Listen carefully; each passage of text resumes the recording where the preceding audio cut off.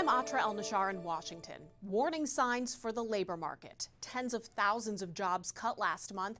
That's just the latest indication of weakness. The Federal Reserve is watching this very closely ahead of their next decision on interest rates next week.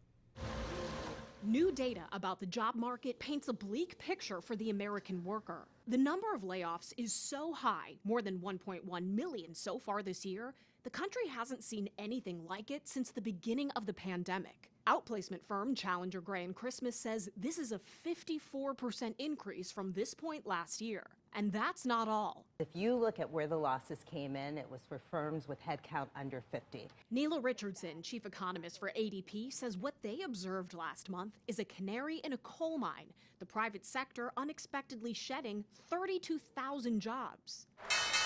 If there's all this bad news about the job market, why isn't the stock market or the White House showing any real concern?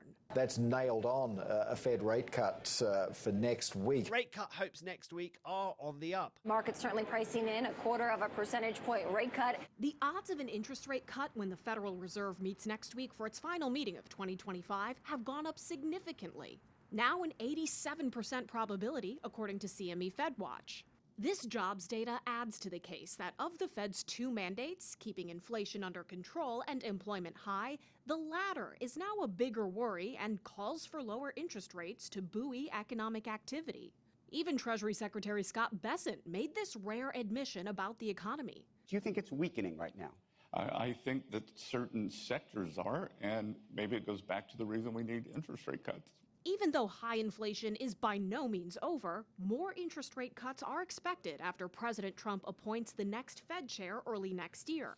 This week, he hinted at who he'll pick. I guess a potential Fed chair is here too. I don't know.